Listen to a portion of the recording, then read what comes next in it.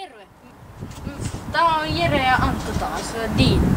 Mutta me tehdään tää nopeasti, koska Anttu pelkää ampujaisia. Aivan kamalasti. Vaikka ne ei tapaa sitä. Niin, tänään me kertoo teille näistä silmähuuhteista. Silmähuuhteita on monia erilaisia. On tämmöisiä isoja pulloja, josta kun sä avaat tän korkin, niin tätä ei voi näistä laittaa kiinni. Se pysyy siinä, sä et voi enää pyörittämälläkään laittaa sitä Sitten kiinni. on tämmösiä pieniä. Se tulee korkki, mutta sitäkään ei saa enää kiinni. Niin, niitä pitää käyttää aika nopeasti sitten. Ja sitten on tämmönen spray. Ja se oli aikaisemmassa videossa kanssa. Ja sitten tätä spreitä, niin tätä voi niinku 10 minuuttia voi niinku suihkuttaa jonkun naamaan tai silmiin. Ja sitten se loppuu. Niinku, ja sitten tätä kun sä käytät, niin tää pitää olla 10-20 senttimetriä irti sen silmästä.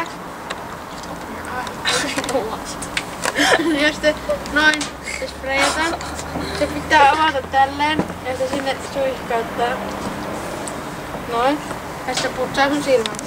Ja Dean, tässä on tämmösiä vähän pienempiä. Samanlainen. Mutta niitä tulee tämmönen silmäko. Niin.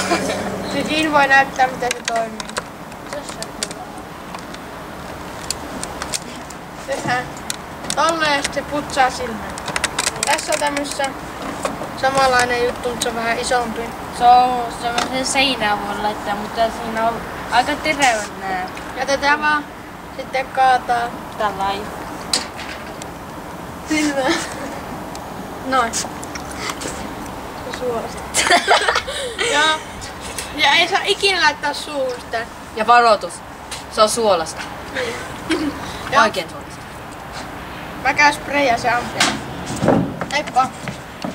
Heippa! They spray me. Oh my God.